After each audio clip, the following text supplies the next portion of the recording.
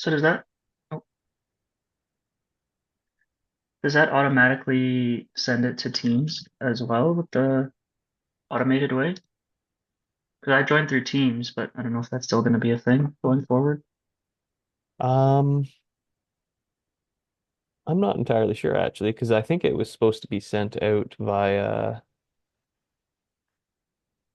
it would all still be going through Zoom through that link. Did you go through the calendar button on that? Yes, yeah, I Yeah. click the meeting on Teams and then join the Zoom link on there. Okay. Because I think it does have a link at the bottom too when Zoom creates that event. So we're hopefully going to flesh that out in the future as well.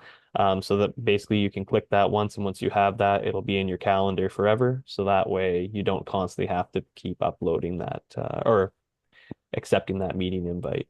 So, and then Okay, people that are joining in can just click on that because we want to make this as easy as possible and as comfortable as possible to get awesome. in and on it. So. Okay, Yeah, welcome everyone. It's the 21st of June. I hope all of you are doing well and that if you are hoping to plant crops, that they're already in the ground and that you didn't get too much rain if you are looking to plant. Um, so to this week, we currently don't have a presentation, but I'll go over a couple items that we wanted to go through. We do have some new members, but I don't know if he's on the call here. Let me just double check. Yes, Brandon Eber from Boreal Agri Innovate. If you're on the call and you just want to do a quick introduction of yourself, just to the group, in case anyone wants to connect. Thanks, Aaron, and apologize. I have a laptop that doesn't have a working camera right now, No but worries at all. pleasure to be here. I'm really excited, again to sort of be a part of this group. I've been involved in agriculture as an entrepreneur for the last 9 years, building one of the first vertical farms in Toronto, and now running a regenerative market garden up in King City. But part of the purpose I joined this group is because we received some government funding to do agri-tech training and skills development for youth, 15 plus, but our target market is creating a pipeline for youth in grade 11s and 12s to find career pathways into ag tech. And so we're excited to join, hopefully, some of you next Thursday, I believe, on the for the July 4th, sorry, the AgRobotics tour in the Holland Marsh. So we're going to bring a small group of people who are really excited to learn more about the tech. And my goal is to kind of create opportunities for that. And yeah, so great to be here. Thanks. Fantastic. Thanks for introducing yourself and happy to have you. Just talking on the next point, which is presentations. We obviously don't have one today, but for the next four meetings, I know we have speakers lined up. If there is anyone you'd like to see or anyone you'd like us to reach out to give an update on the industry, please feel free to put a bug in our ear so that we know when we can start creating that list and kind of fleshing that out as well. So um, lots of people have wanted to present. I'm also hopefully going to get Thrive to come back and talk a bit on some of their funding as well. That'll be upcoming, but just in talks with that at the moment. And then I'll move on to conferences and meetings. Did anyone attend the LRIC annual symposium? I did, but only because it's like 60 seconds from my house. Would you want to give a brief description on the keynote speaker by any chance? Yeah, sure. Dean Mary Wells from the University of Waterloo was there. She gave a bit of a talk about the university. I went to the University of Waterloo for engineering. So she gave a talk about the programs that are there, the different disciplines, how the departments are structured, the kind of research that's going on.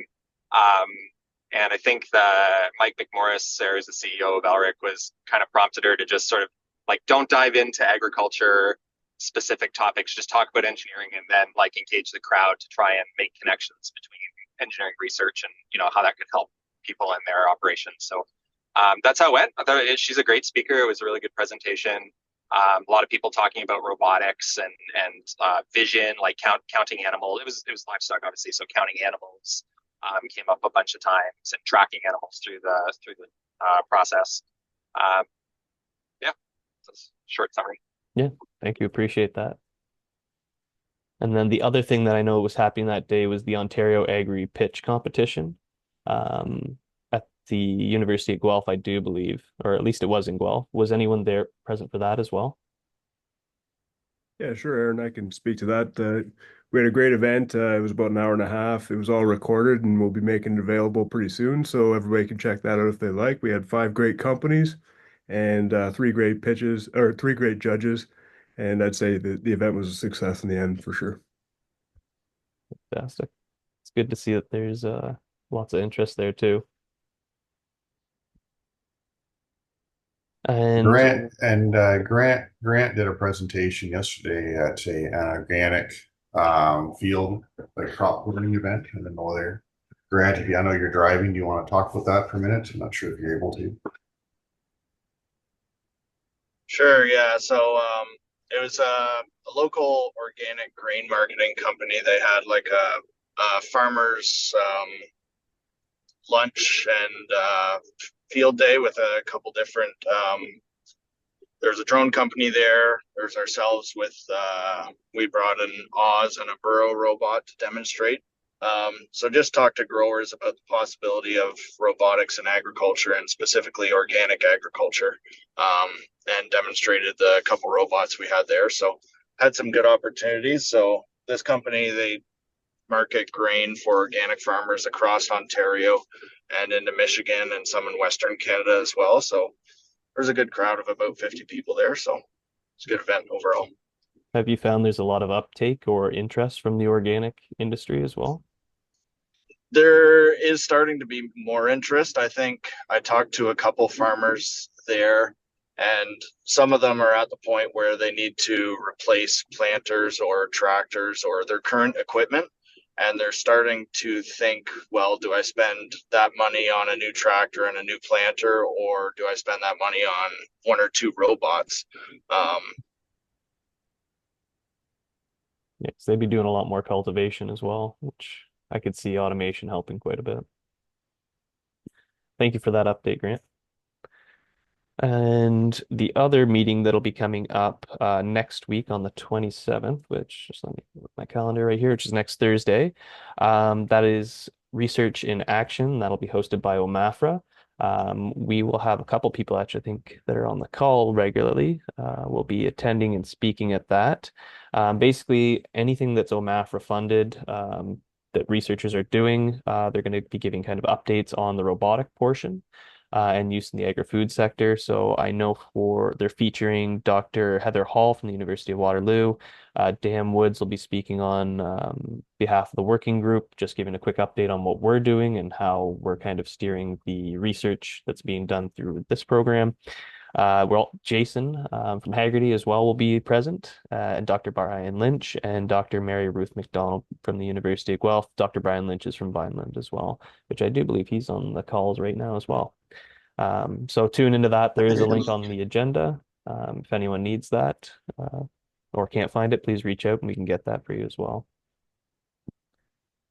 Then we also, on the 4th of July, we have our Muck Station event, which is our demo day. So we'll be showcasing some of the robots there. And then also on the 11th, we have one at a demo day at the Simcoe Research Station. Recently added to that list of those attending will be Crop Tracker, giving demonstrations as well at the Simcoe Research Station. I know right now also for registrations, we have roughly 75 registrations at the Simcoe Day and 45 at the Muck Station Day. Those aren't hard caps by any means. We'll probably open it up if we do reach the cap there. So if someone goes, hey, I tried to register, but it was full, just let me know. I guess when we see it at that point, we will open it up more. So we just kind of wanted to have that as the starting point. There is also the Canadian Society for Bioengineering annual meeting, which is the 7th, 10th in Winnipeg, and more information is on the agenda for that. And then a couple other ones that are coming up shortly are the International Symposium on Robotics and Automation, which is in Manhattan, Kansas.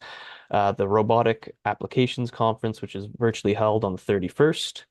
And then the Manitoba 4R Day at the Emily's Innovation Farm in Grosse Isle, Manitoba as well will be happening on the 1st of October. And then we are looking into September, which is the Regenerative Agricultural Summit in Europe, which is the 3rd to 5th of September in Amsterdam, if anyone wants to make the flight over. And then we have the GC Expo which is in Ottawa on the 26th of September as well. If anyone does have any updates or any events that you like posted on this agenda, please let us know. And then we'll move on to project updates. Some of you may have received an email from our CRM. We are kind of working through everything along. Oh, go ahead, Chuck. I'm speaking on July 17th with the Simpson Center at the University of Calgary on a panel about robotics as well. So I'll send over some information on that. Perfect. Do you know if it'll be virtual as well, so some people can tune in, or? Yeah, it's virtual. Okay. Perfect. Going back to the CRM, we're ironing that all out. I know around 50% of people did open up the letter. If anyone couldn't find it or anything along those lines, please let me know.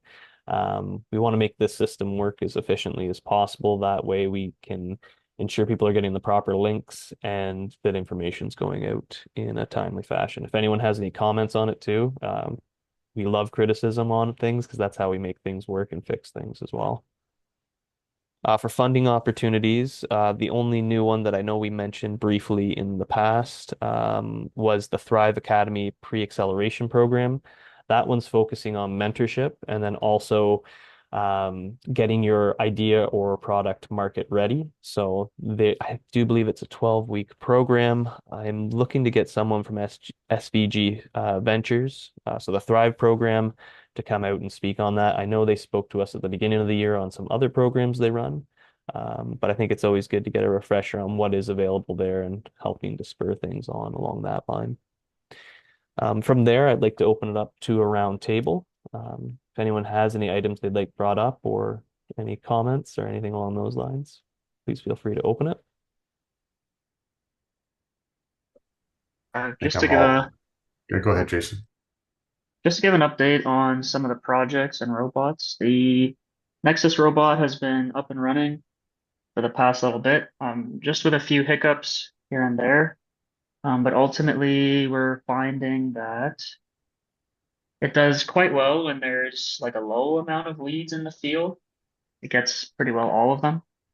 If there's a normal, it's a kind of average concentration of weeds in the lettuce, then gets about 75 to 80% of them. And where it really struggles is between the like where the lettuce like between the lettuces within the same bed.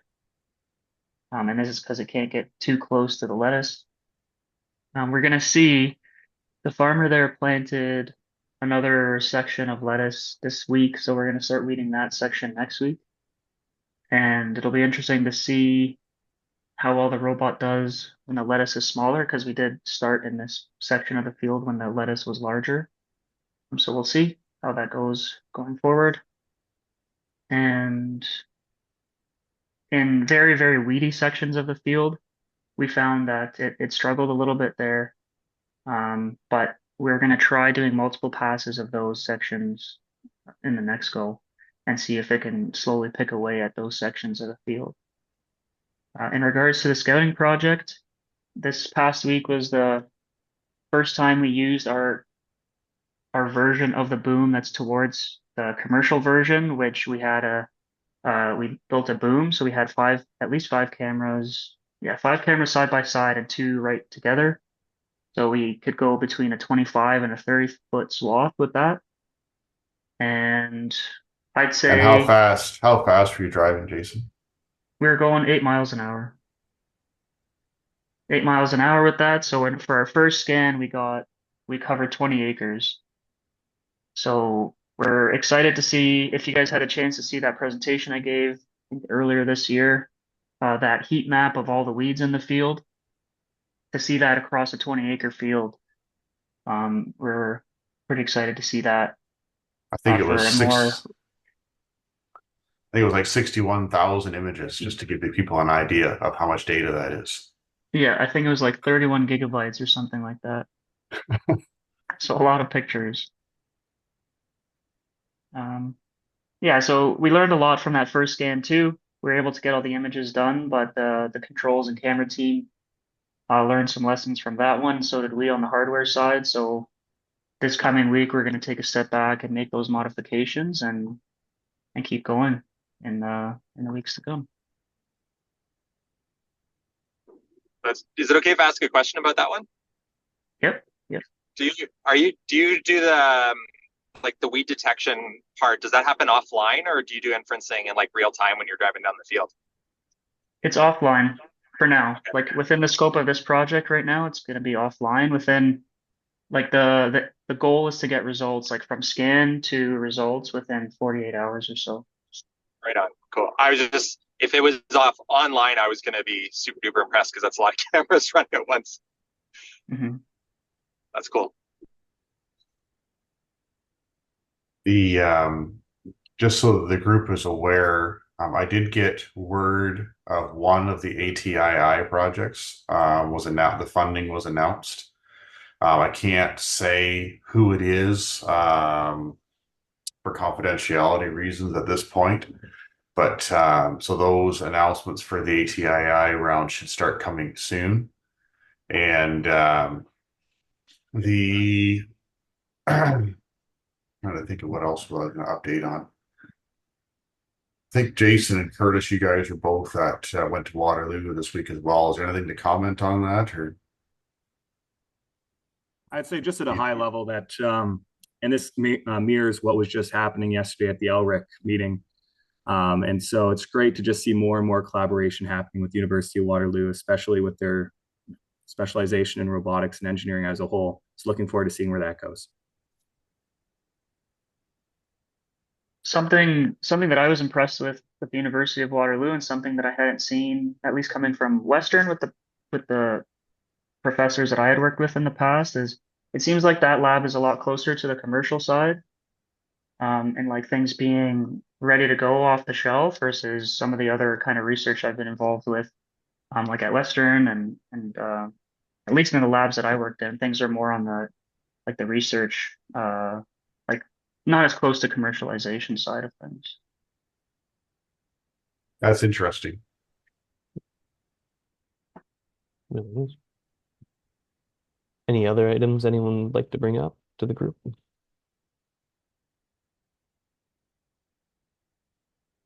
Not all at once. Not all at once.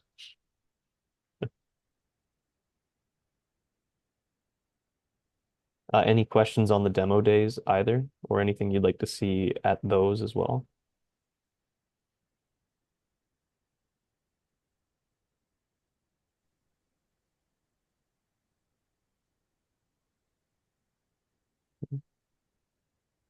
Quiet group today.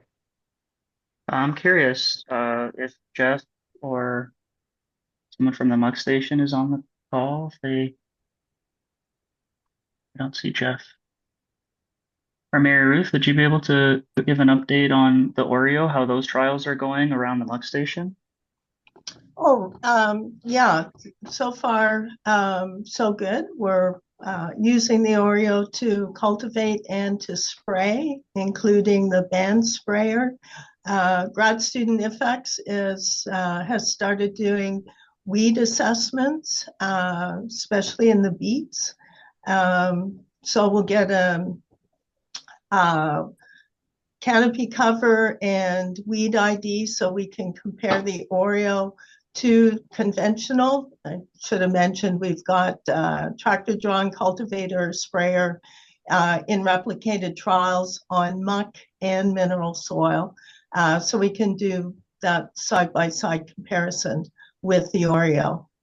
So it's working well, and he's just started doing those weed assessments, and we're doing keeping records of the amount of time it takes to do the different activities, in addition to looking at weeds in terms of efficacy. So that's going well, and I haven't seen the farm droid this year, but I understand that the modifications to the cultivator have been made, and aside from a few hiccups, it's operating well up in Keswick also. Awesome, thank you. And the third version, Oh, sorry. Go ahead, Chuck. No, that's okay. No, you're good. Okay. So we're learning a lot about that tooling. This is the tooling that's on that farm droid is the second iteration, and the third iteration, from what we learned, is being fabricated as we speak. So we're hoping to get those on the robot soon to make it that much better. Yep. Yeah. With the farm droid too, last year and this year we looked at a different seeding configuration so it can seed faster. And again, initially there were some hiccups there, but that seems to be going well too. We don't have the stand counts yet from Keswick, but we will. But the farm droid could definitely seed a lot faster, putting 3 seeds together in clusters instead of trying to seed individual seeds in a single row. Which seems to be like a big selling point for the farmer. Like that's something very unique that the farm droid can do, is seed in the clusters like that, if I understand correctly. Yeah, well, the thing is, it was just too slow to seed otherwise, even if it could go 24 hours a day. When the weather's right for seeding, they wanted to get it in right away. So if it was going to take 2 weeks to, seed 50-acre field or whatever, that was just going to be too much compared to what a tractor drawn seeder could do. So speeding it up is really important. And last year with the 3 clusters, that was based on the fact that transplants are usually transplanted in groups of 3s and then they can push apart in the muck soil. So seeding in clusters of 3 makes it 3 times faster. And we're actually getting bigger onions that way than when they were seeded in one individual row. So a couple of benefits to that. Awesome. And then just taking a step back towards the Oreo again, it was really cool that the Oreo was actually what was used to mark the rows for the Nexus.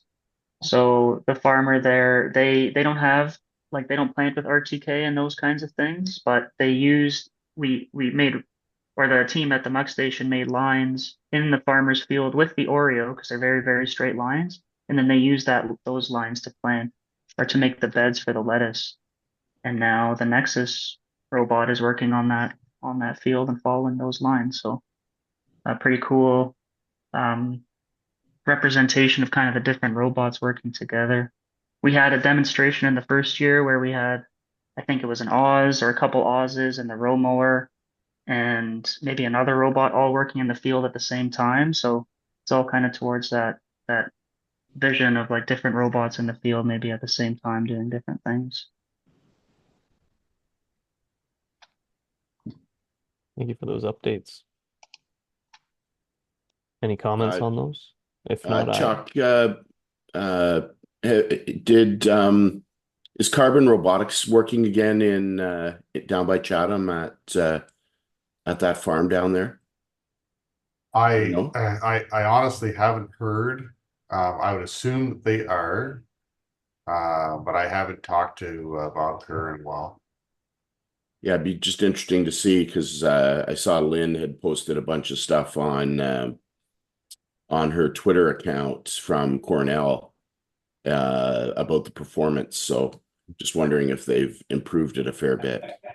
So yeah, no, I can talk to Bob and find out. Yeah, it'd be interesting to get an update on how well it's working this year.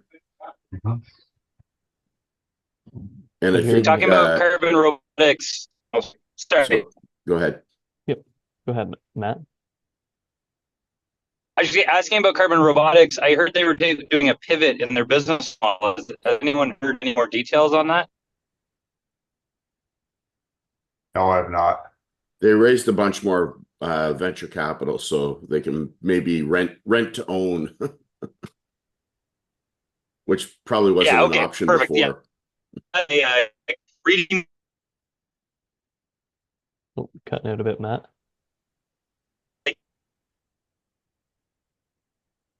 I'd say can't quite hear what he's saying. No.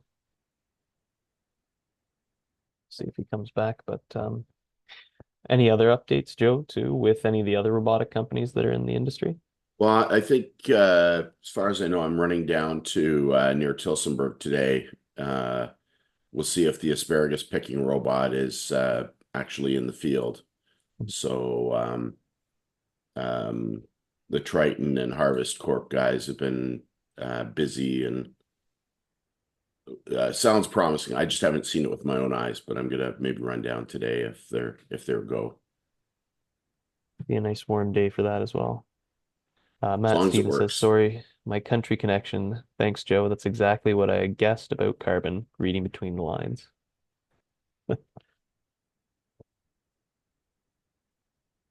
Any other items that anyone would like to have brought up? Just gonna say that our Burro Grande, like the large Burro robot, is being shipped to the customer, kind of as we speak, and then one is coming here as well.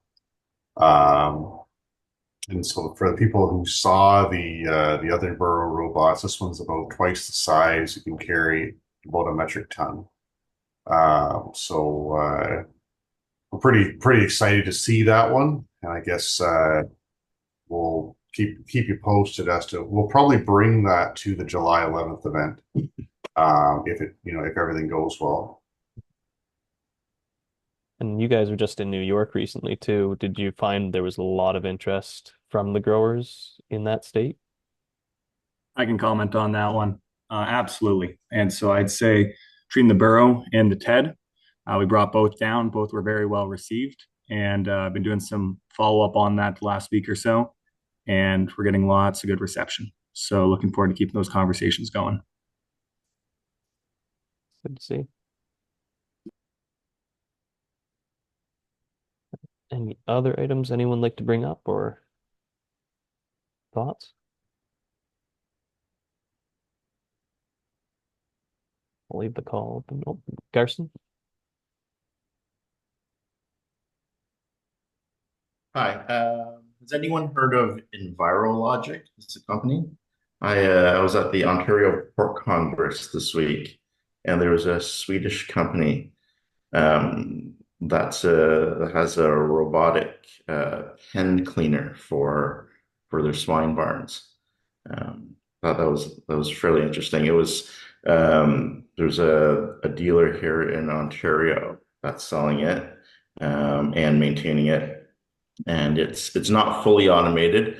It does need to have its track pre-programmed. It has a fully articulated arm that can spray, and the arm can get raised and spray down in different directions. But it does need to have, I think the fellow said the first two pens and the last pen had to be programmed in. Otherwise, the arm when it swings around would bash into walls and such. And it has a mechanical system to keep it on track. And he said that was because any vision system that they try would just get too muddy, or too dirty to be able to maintain. So they have a mechanical kind of a brace arm with a wheel on the end, and so it just runs down the side of the pens to keep it straight. But then it can be flipped, or the program once it's in can be easily just flipped around or mirrored to go down the other side of the pen. I didn't know the name of the company, but I do know a few pig farmers that have been very interested in this technology and would like to see it in their barns because it's a huge Okay. labor saver. Okay, that's good to know. The cost on it is about $75,000, he said. He says the arm, when the unit moves slowly, but no slower than what a human would do or would take to do the same sort of thing. What He was did the say name of that one again? Oh, It's in the sorry. chat. Gotcha. The other there, and Laley has one for dairy barns as well. That's like a robotic, kind of sweeper that goes up and down the pens to clean.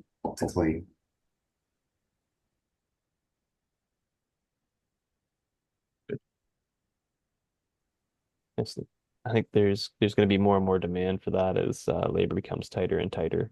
That's another area where we'll see a lot of robotics going in, I think. Yeah. There was an interesting question from a farmer who said he's sure he's not the first person to ask about this, but is there a way to clean out the lines so that you can attach it to a keg and just have the arms swing around, run around, delivering your booze? That's when you have too much time on your hands, Garrison. That wasn't my question. But the answer was yes, you could do it if you trust it afterwards. He said the main problem was that the main control panel, which can take a fair amount of pressure uh, when you're closing down or cleaning off the unit at the end of its run or at the end of the day, was that sometimes the person using the pressure washer to clean off the unit would just would be too close and with their nozzle and get too close to that lip where the panel slips in, even though it can take a fair amount of pressure. If you get it right in the right spot, you can get some water damage through that seal. I could imagine on some of that, you just have to get it self-cleaning as well. That's the next step. Yes, absolutely. Good.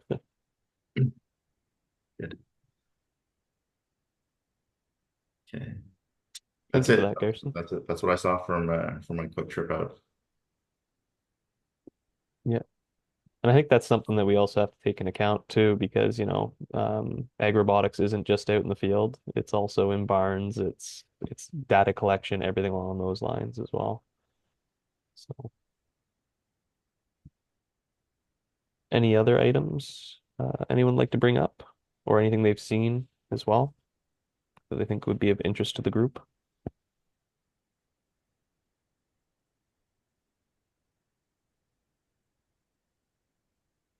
I'll leave it open for about a minute or two before we close it off.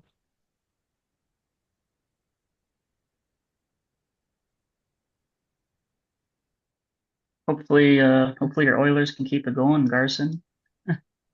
Pretty impressive what they're doing there. 2 games to go. Yep. Yep. I'll be watching from the airport tonight.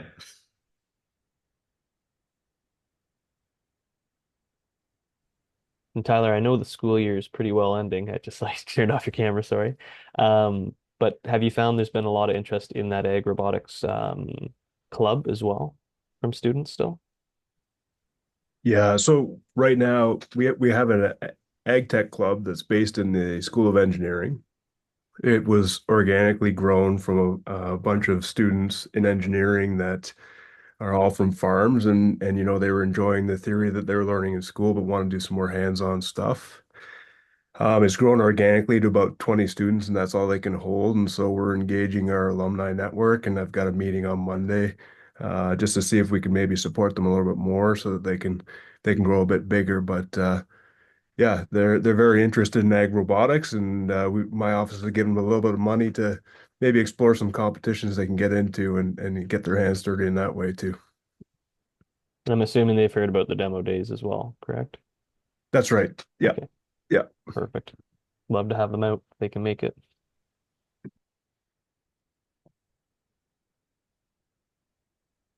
Any other items anyone like to bring up or comments or anything along those lines?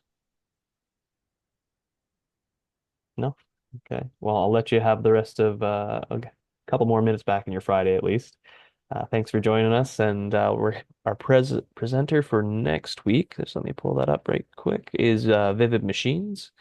And then we also have AI for food. And then after that, we actually have carbon robotics. So we can ask them those questions that we want to find out as well. So, and then I think we have a couple other lined up, but I think they're just waiting on what exactly they'll be presenting on. So I won't dig too much into that as well. So thank you for joining us and have a great Friday and a great weekend. And I hope the weather treats you right. So have a good one.